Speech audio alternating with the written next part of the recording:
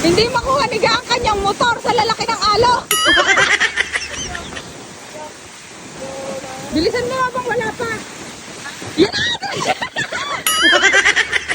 Yan na, Teresiana! Guys, tingnan nyo kung gaano kalalaki ang alon. Oh. Ayan, tingnan nyo.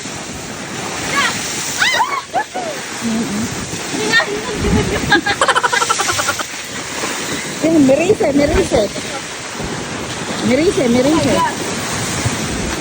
Doon mo na iurang.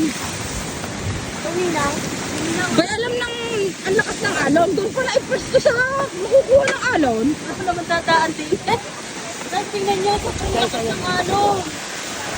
Balak naming maligo. Hindi ka makakapaligo sa sobrang lakas ng alon. Tama, matadala tayo ng alon. Yan. Lakas! Grabe! Abot na doon ang tubig. Ayun. Nagbabalita ang Gora Lips. Babalita kami ni call center. Nandito po kami sa lawang aming pinanliliguan. Tingnan nyo naman guys ang itsura. Ayan, nagpapatrol. Nagpapatrol. Ga! Ga! Guys, hindi kami makapunta doon dahil tingnan nyo naman kung gaano kataas ang tubig. Tapos pag dumaan kayo din sa kalsadang are, talagang as in basang-basa kayo. Ganyan kalalaki ang... Uy, first time ko nakita na naggantong alon to.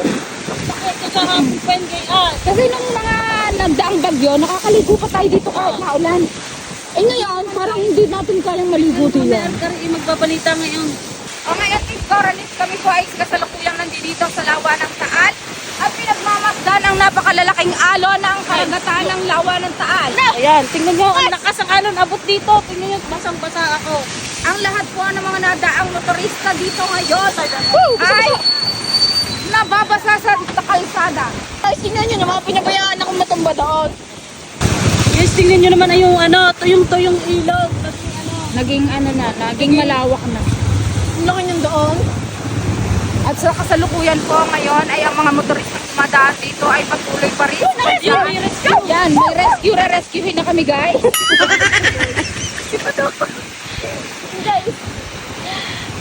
Shout out! Daligo sa vlog!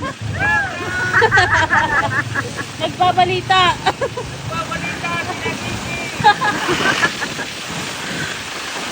Ayun guys, kung gaano kalalaki ang alon, oh. Nagong ka! Namatay yun! Doon ka sa may ano. Pumunta ka na doon. Dali, pumunta ka doon. Hindi ako agpasang-pasa. At ngayon po ay tatestingin namin pumunta sa tabing yun.